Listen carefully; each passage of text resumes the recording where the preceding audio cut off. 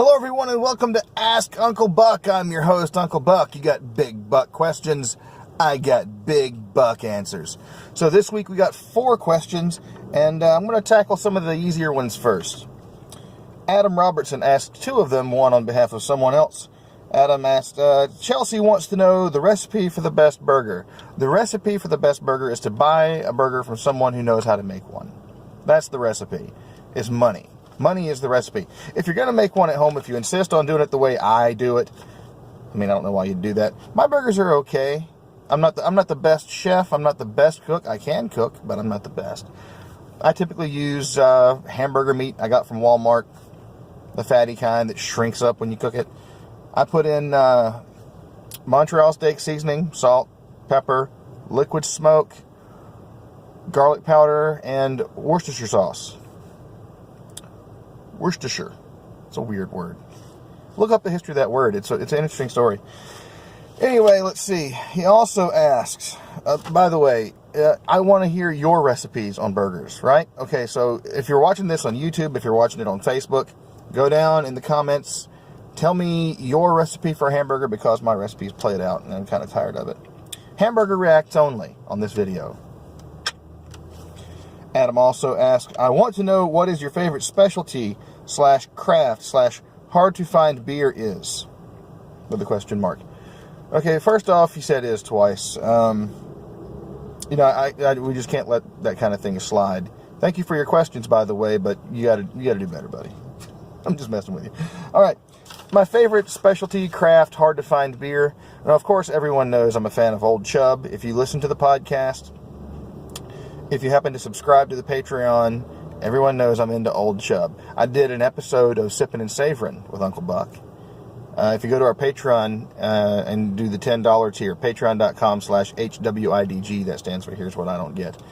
Go to the $10 tier, you can watch all the episodes of Sippin' and Savorin'. You can watch all the episodes of Bucking Around with Uncle Buck. Plenty of good stuff. You can watch the video versions of our episodes. I like Old Chub, but outside of Old Chub, because I do branch out, there's a beer called Belhaven. It's like a Scottish ale. When I was living with a couple of buddies about 10 years ago, that was our ultimate, good beer. Some people in other parts of the world probably laugh at that. And Belhaven also had a St. Andrew's ale that I never got a hold of one that didn't taste very skunky. Let's see, what else? I'm a Guinness guy. If you're going to offer me a beer and you offer me a Guinness, I'm not going to turn it down. That's yummy. Used to do Smithwick's quite a bit. It's a little yeasty to me. I've tried a smattering of other stuff. Used engine oil, Old Speckled Hen, all the standard stuff, right? Lion Stout. Those are good, but Belhaven was just the one that it was just my favorite. Whenever we had Belhaven, it was a treat. There's a pub not too far from me. It's about an hour away where you can get Belhaven on tap, or at least you could. But I found I liked it better in a bottle. That's kind of weird. Or maybe my taste just changed. I don't know. All right. So the next 2 questions are a little bit tied together, and they're the ones I really want to spend some time on. So we'll talk about those. Arkin Black asks, how do we stop the red coat menace? Now, obviously, he's making a reference to the fact that I talk about it on the show all the time that I'm of Scottish descent.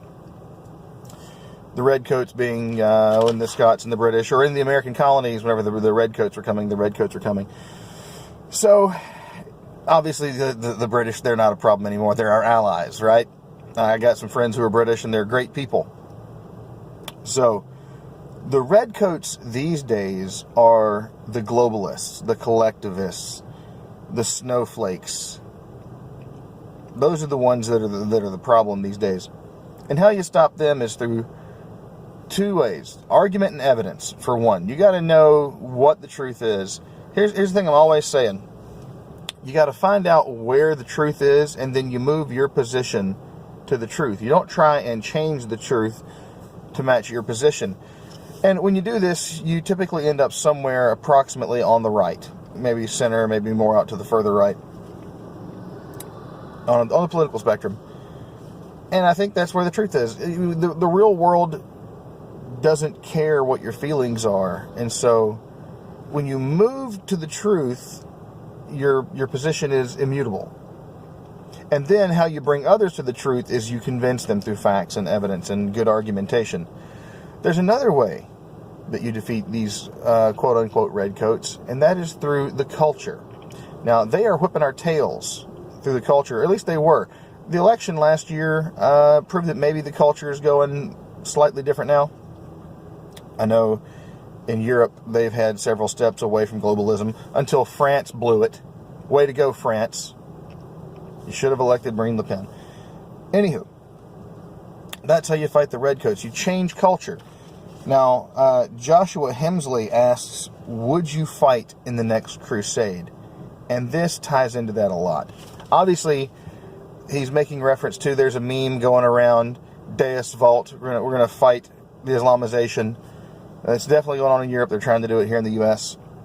And that's the crusade, right? But I think the real crusade is to fight the people that are opening the gates to the barbarians, right? Because the barbarians never overtake a walled city on their own. It's just too hard. Someone from the inside has to open the gates, and that is what the collectivists and the globalists and then the snowflakes are doing whenever they try to let radical Islam, they just welcome it in the various forms that it's coming. That's a different video entirely. They're opening the gates to the barbarians, and that's how civilization collapses. And so there is a crusade of sorts, but it's not going to the Middle East and saying Deus Vult and charging at Mecca. It's fighting it right here in our own culture. And it's a cultural battle. Again, that is how you fight against the tide. That's how you fight against this current of things going more and more and more downhill. More collectivist, more globalist, and just socially nonsensical. Some of the stuff that people are pushing these days just makes absolutely no sense. And we've just let it go for so long. That's how we have to start fighting back first, is in the culture. He says, will you fight in the crusade? I actually believe that I currently am. And the way I'm doing that is by doing a weekly podcast where we use comedy. We give you comedy in a podcast. My podcast, by the way, if you're watching this but you don't know about the show, we're called Here's What I Don't Get. We're about 25 episodes in right now. We give you comedy. We make you laugh. But then we also slip in the red pill. We inject a little bit of conservative politics. Because the right has been getting it wrong for so long. We will take a big handful of red pills and try to cram it into a Twinkie. We'll try to put a little sugar coating on our conservative politics. And, I mean, it works, but then what happens is guys like Gavin McInnes, who will red pill you to bejesus and back, and he's funny, but it's the red pill first and then the comedy to make that more swallowable. You already have to be interested in taking that red pill. You already have to be interested in the conservative opinion. In our case, we started out heavier on the politics. We've kind of shifted away a little bit, but I still think it's important to have it in there. Slip in a conservative opinion, a conservative thought, a conservative idea, a conservative motif, but the focus being cultural. You affect the culture through music and media. So right now I'm making a video for YouTube and Facebook where I'm talking to people and answering silly questions about hamburgers, but then I'm going to come and talk about my opinions on how to change culture, on how to affect things. That's how you do the crusade. And that's the crusade I'm fighting. I'm doing a podcast. I'm doing videos where I say silly things, but then I give you a little bit of information, just that little red pill. We're slipping you the red Mickey is what we're doing. That's a terrible reference. So listen, if you're watching this and you don't know who I am, my name's Uncle Buck. Like I said at the top of the video, I've got a podcast called Here's What I Don't Get. If you know about the podcast and you're here because of that, hey, thanks for watching our videos.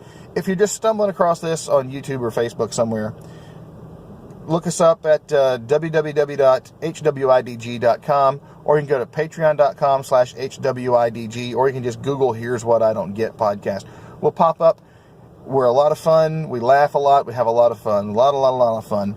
But we're also going to slip you that little bit of information. We're going to teach you a little bit. You're going to learn something. You're going to get a little bit of worldview with your comedy. Don't tell the lefties. Because we want them to hear the comedy and laugh, and then get that message slipped in. So you can't cram the whole big fistful into the little candy bar. You've got to have this big, delicious chocolate cake with a red pill slipped in. That's what you do. And that's what I'm doing. So thanks, everyone, for tuning in for this edition of Ask Uncle Buck. I've been your host, Uncle Buck. You had big buck questions? I had big buck answers. Thank you so much. We'll catch you next time. Bye-bye.